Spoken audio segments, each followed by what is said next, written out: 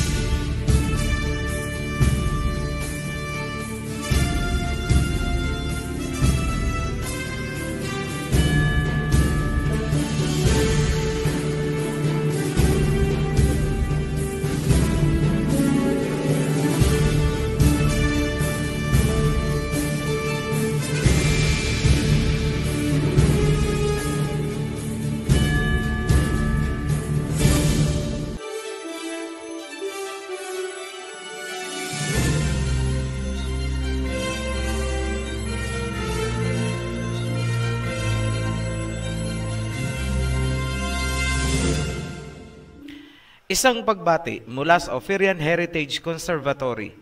Sa pamamagitan ng videong ito, hangad kong linawin para sa lahat ang mga nangyayaring kaguluhan sa Israel na nagsimula nitong May 2021. Madali niyong mauunawaan ang mga nangyayari kung napanood nyo ang mga sumusunod na series. Number 1, World Territory Series. Number 2, Gog and Magog series. At higit sa lahat, number 3, The Matrix series. Ang mga nagaganap ngayon ay paunang katuparan lamang ng mensahe na inilabas ko noong October 7, 2020. That is last year. Tulad ng dapat asahan, ang Turkey at Lebanon ang mangunguna sa frontline laban sa Israel. Bakit? Kasi ang mga civilization na yan ay ang Sidon at Tyre na magsasagawa ng recompense or pagbabayad ng kanilang pagkakamali o atraso kay King Yahawashai. In short, ang declaration ng Turkey na they will destroy Israel ay bilang pagbabayad ng kanilang atraso kay King Yahawashai. Huwag kayong magtataka kung bakit Turkey ang tahasang nagsalita na wawasakin niya ang peke or huwad na Israel ng mga Europeans. Sa muli, hindi nyo mauunawaan ang mga pangyayari kung hindi nyo uungkatin ang pinakamalalim na ugat ng problema. Una, dapat nyong malaman na ang lupain na kinubkob ng mga huwad na Israeli ay bahagi ng Shemite territory ayon sa biblical world territory na itinatag ni Noah pagkatapos ng baha. Yan ang pinakamalalim na pundasyon na kailangan nyong malaman. Kung hindi nyo alam ang world territory, hindi nyo mauunawaan ang punot dulo ng mga nangyayari ngayon sa Israel, Palestine at Middle East. Pangalawa, hindi mangyayari itong mga kaguluhan sa Judea kung hindi bumoto ang Pilipinas pabor sa ginawa ng mga Europeans na magtatag ng huwad na Israel na pinangunahan ng mga Rothschild at ng Great Britain. Sinimulan nila yan sa tinatawag na Balfour Declaration. Panoorin nyo ang series na sinasabi ko dahil niliwanag ko doon kung ano yang Balfour Declaration. Dapat malaman ng lahat na tinutulan ni Carlos P. Romulo ang paghati sa Palestine na magbibigay ng lupain sa mga European na naghuhudyo-hudyuhan upang angkinin ang lupain ni Jacob at itatag ang State of Israel noong 1948. Ngunit ang pagtutol ni Carlos P. Romulo ay nawala ng saysay dahil binaligtad ito ni President Manuel Rojas alinsunod sa nais ng Amerika.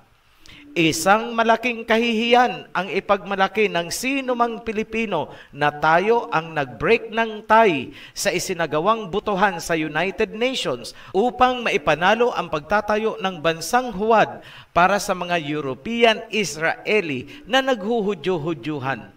Yes, ang mga nakikita niyong tisoy-tisoy sa Israel ngayon ay mga Europeans. Hindi sila ang lahi ni Judah. Hindi sila lahi ni Jacob Israel. Ang mga tunay na Hudyo ay dark brown skin na tinatawag na mga negro.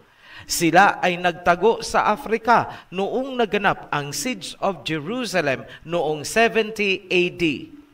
Later in history, naganap ang transatlantic slave trade at sila ay hinakot, isinakay sa mga barko at ibinenta sa pagkaalipin.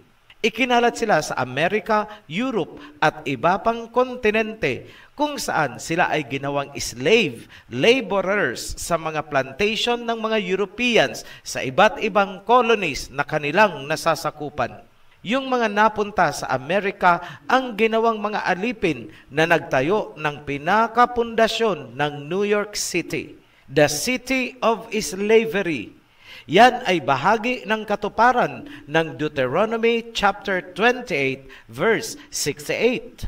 And Yahweh will send you back in ships to Egypt on a journey I said you should never make again. There you will be sold as slaves to your enemies, as male and female slaves, but no one will redeem you. Habang nasa slavery ang lahi ni Judah, ang naiwang lupain ay kinamkam ng mga naghuhudyo-hudyuhang Europeans at tinayuan nila ng State of Israel as we know it today. Naipanalo nila sa United Nations ang pagkamkam dahil sa isang boto, ang boto ng Pilipinas. In short, malaki ang kasalanan ng ating bansa sapagkat tayo ang dahilan kung kaya tuluyang naagaw ng mga Europeans ang lupain ni Jacob. Yan ang pinakaugat ng kasalukuyang kaguluhan, Israel versus Palestine. Ito ang katotohanan. Ang buong lupain ay Palestine at ang capital ay Jerusalem. Yan ang biblical truth. Ang mga totoong Hudyo at ang mga Muslim ay payapang naninirahan na walang kaguluhan. Yan ang inabutan ng mga Europeans na nagkukunwaring Hudyo. Hinati nila ang Palestine upang itatag ang kanilang European Israel sa pangunguna ni Rothschild at ng Great Britain. Yan ang naganap na pinagbutuhan sa United Nations noong 1948. Ang ginawa nilang pagbibiyak sa Palestine, pati ang pagmamalupit na ginawa nila sa lahi ni Judah at sa mga Muslims ay katuparan ng nasusulat ni Prophet Joel. Joel chapter 3 verse 1 to 2. In those days and at that time, when I restore the fortunes of Judah and Jerusalem, I will gather all nations and bring them down to the valley of Jehoshaphat.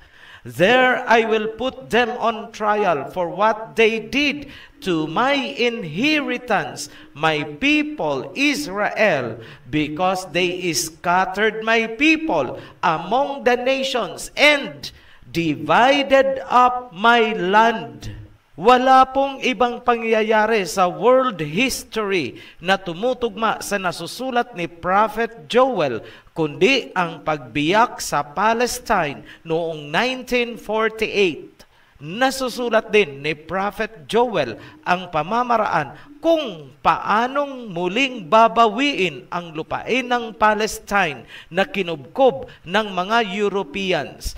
Joel chapter 3 verse 4. Now, what have you against me, Tyre and Sidon, and all you regions of Philistia? Are you repaying me for something I have done? If you are paying me back, I will swiftly and speedily return on your own heads what you have done. Ang tinutukoy na Tyre at Sidon ay mga civilization na bumubuo ng kasalukuyang Turkey, Lebanon, Syria at karatig bansa.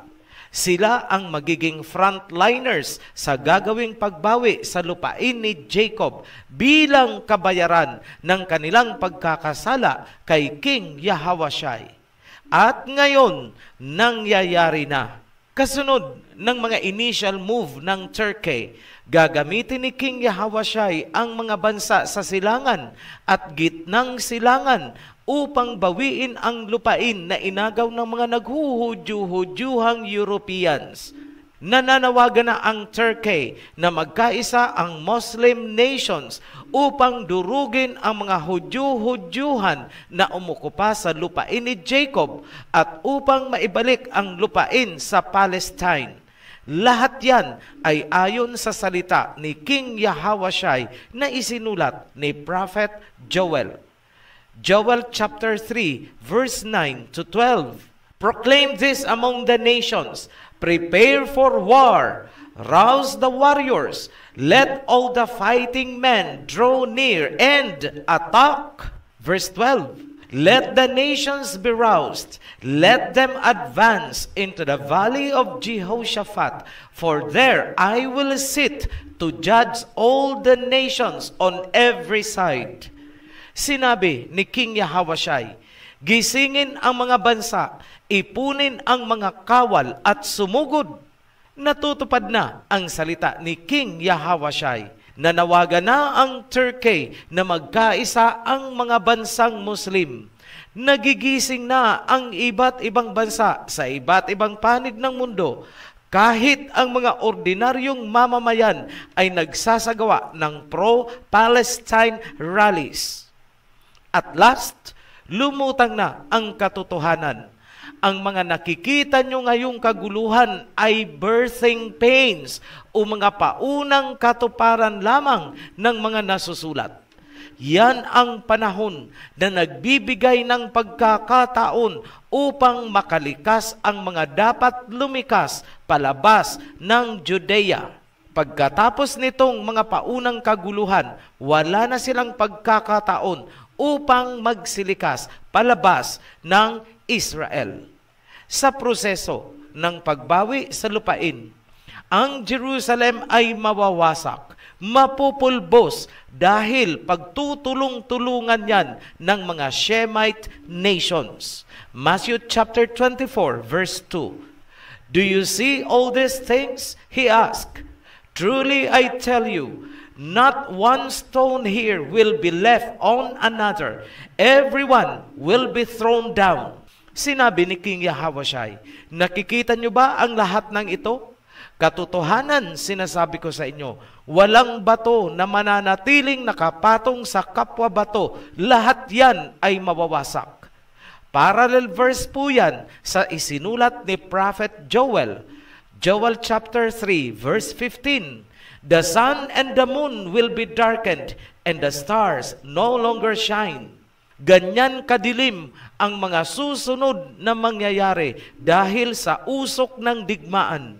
Ahead of time, nagpauna si King Yahawashai ukol sa mga mangyayari kung kaya nagbigay siya ng babala para sa mga nakatira sa Judea na lumikas. Matthew chapter 24 verse 15. So when you see standing in the holy place the abomination that causes desolation is spoken of through the prophet Daniel, let the reader understand. Then let those who are in Judea flee to the mountains. Let no one on the housetop go down to take anything out of the house. Let no one in the field go back to get their cloak.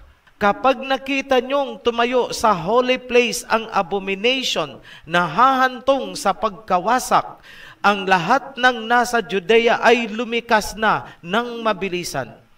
Ano ang sinasabing abomination na magaganap sa Jerusalem? Ang tinutukoy dyan ay ang sacrifice offering ng mga wicked people na nagkukunwaring mga Hudyo matapos agawin ang Palestine.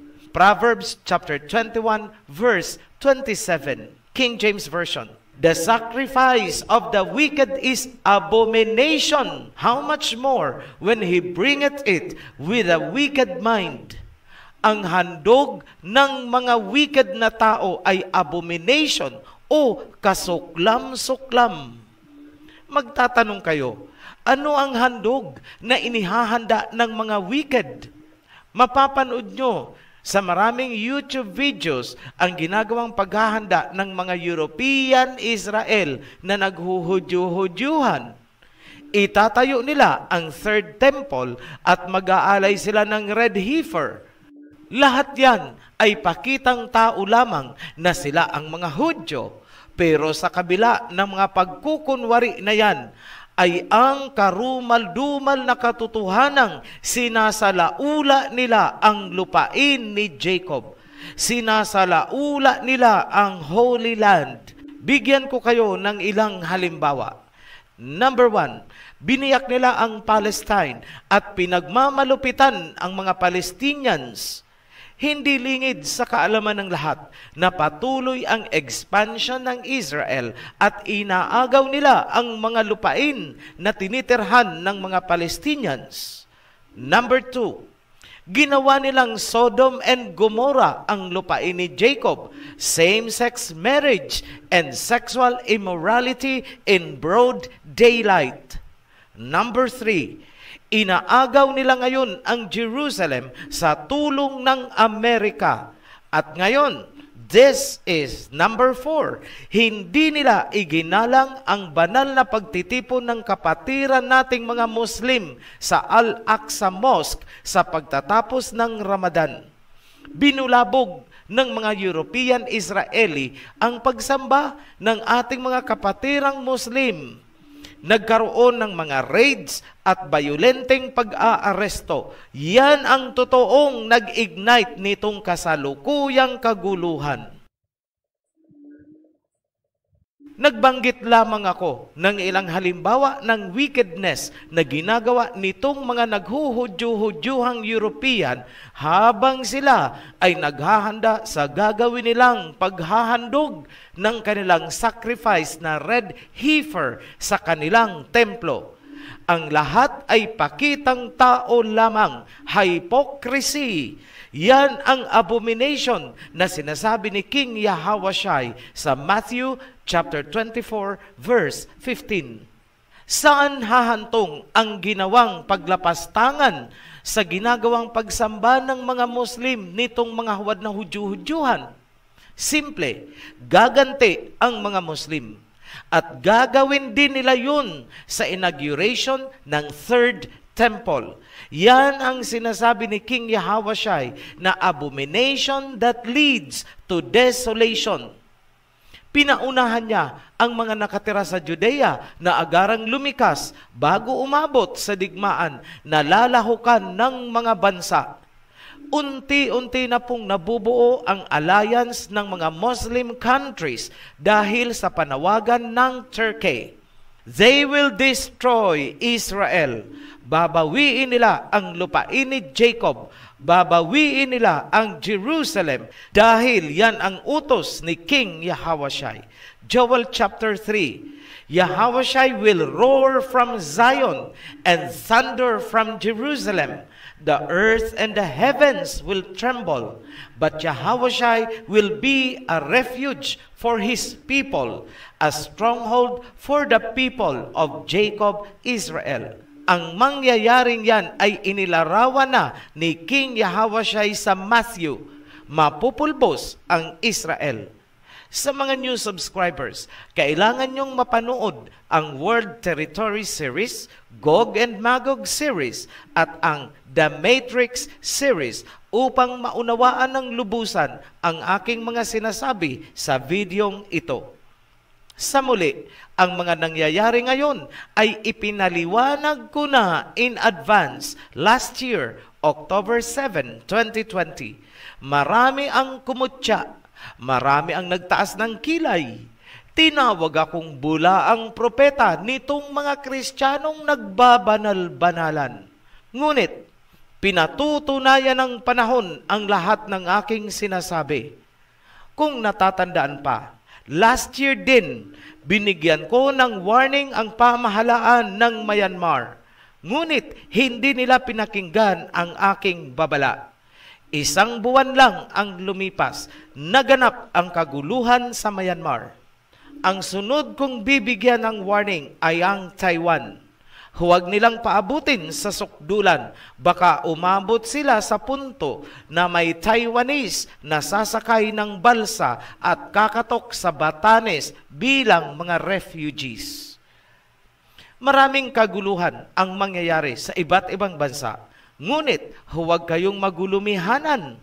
Maging matatag lamang kayo sa loob ng kawan, hold on to the covenant, at higit sa lahat, manalangin ng lubusan. Tulad sa panahon ni Queen Esther, ang buong kawan ay nagsagawa ng sama-samang pananalangin at pag-aayuno.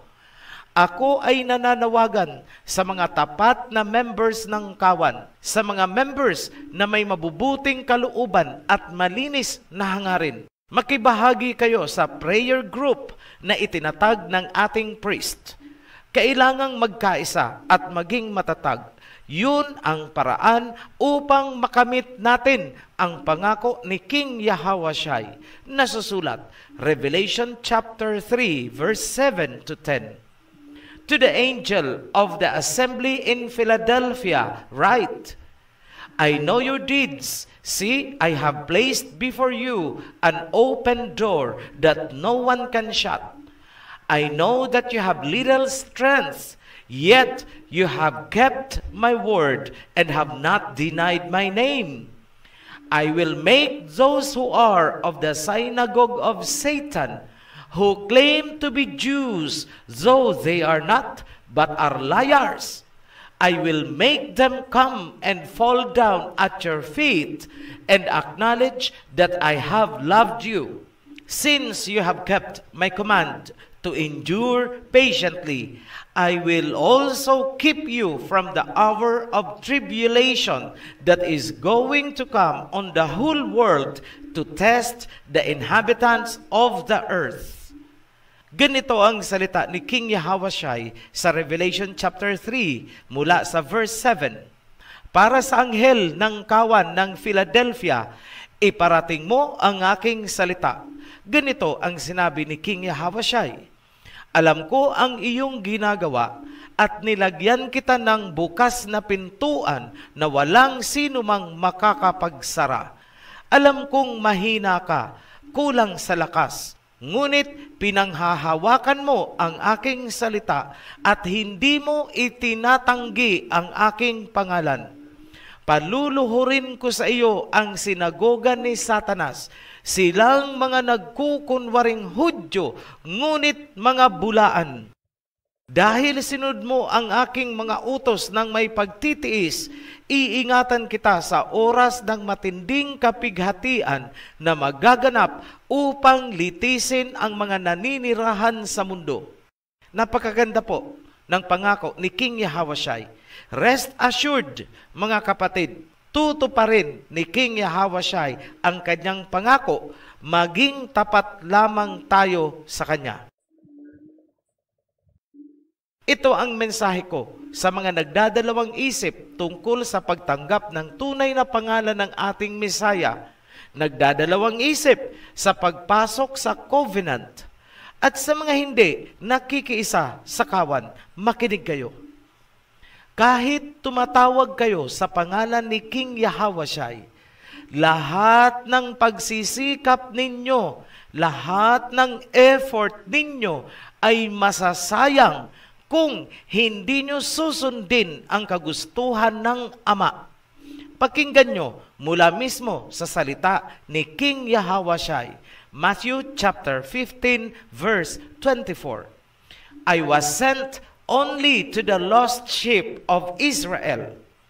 Ang Mesaya ay isinugo ng Ama para sa mga tupa ni Jacob Israel.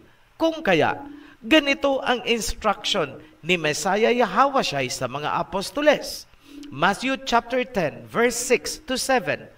Go rather to the lost sheep of Israel. As you go, proclaim this message, the kingdom of heaven has come near. Puntahan nyo or hanapin nyo ang mga nawawalang tupa ni Jacob Israel. Ipaalam nyo sa kanila na ang kingdom of heaven ay nalalapit na. Paano iipunin ang mga tupa? John chapter 10, verse 16. I have other sheep that are not of this sheep pen. I must bring them also. They too will listen to my voice, and there shall be one flock and one shepherd. Sinabi ni King Yahawashai na marami siyang tupa na wala pa sa kawan at kailangang maisama upang mabuo at mapag-isa ang kawan. One flock, one shepherd. Hindi maganda ang kalalagyan ng sino mang lalabag sa instruction na yan. Bakit? Sapagkat yan ang kalooban ng Aba Yahweh, kung kaya isinugo si Messiah Yahawashai. Nasusulat, Matthew chapter 7, verse 21 to 23. Not everyone who calls to me Messiah Yahawashai will enter the kingdom of heaven, but only the ones who do the will of my Father who is in heaven.